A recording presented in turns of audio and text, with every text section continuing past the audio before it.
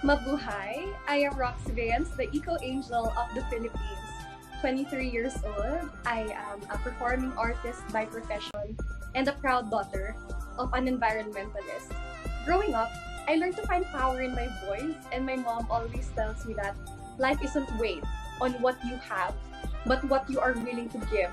That's why I am now volunteering for different programs under the government here in my country, specifically the Plant Plant Plant program and the National Regreening program.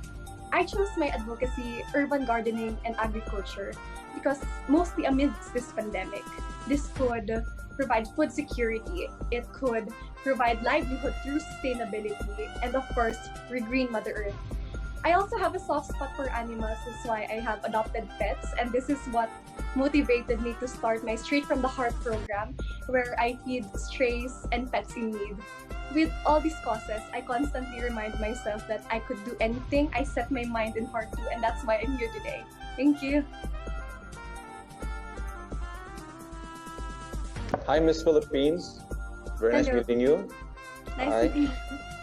Okay, my question is, who do you think is more responsible for pollution, individual people or the government?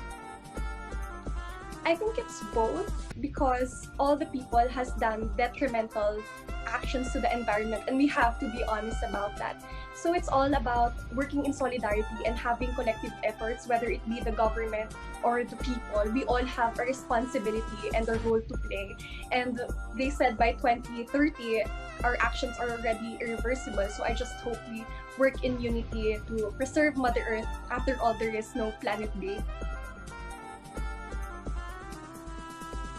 Mabuhay from Finland.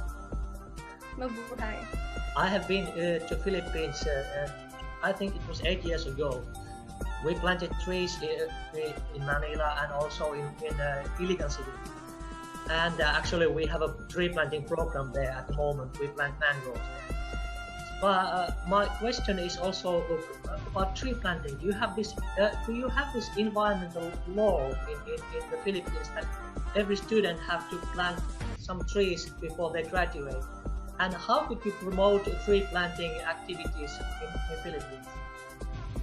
We have a similar law to that. Actually, it's called the aggressive greening program. But instead of students, it's those who want to build a house and those who want to get married. So the rule is you have to plant at least 30 trees per person for you to be able to put up a house or get married. So I think it's a good step towards sustainability, and I couldn't be more proud of my country for having that rule. Yes. Thank you. Miss Philippines, hi.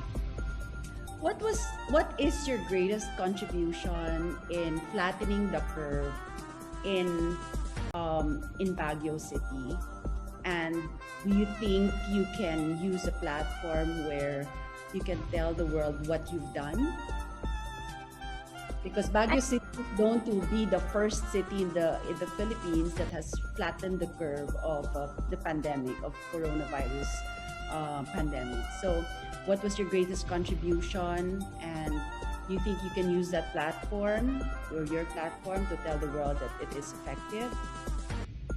Yes, my greatest contribution is simply by abiding the rules. If I don't need to go out, if it's not necessary, I stay at home.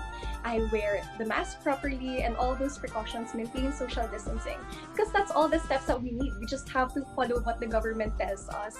And that's already a great way to flatten the curve. And I hope everybody out there continue to follow the rules. If you stay home, you save lives.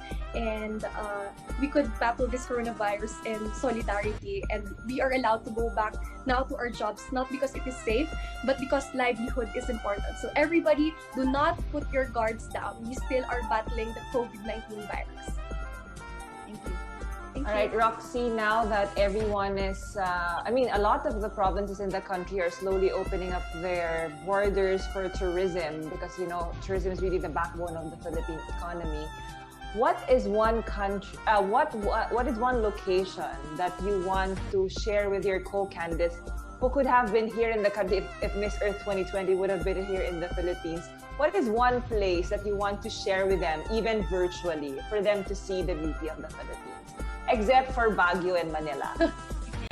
Well, it's quite sad that I couldn't welcome them here in the Philippines and accommodate them. But I told them I would love to be their tour guide whenever they plan to. I would definitely bring them to Palawan, which is the #1 destination here in the Philippines because of the rich marine life and biodiversity. Thank you. Thank you, Roxy.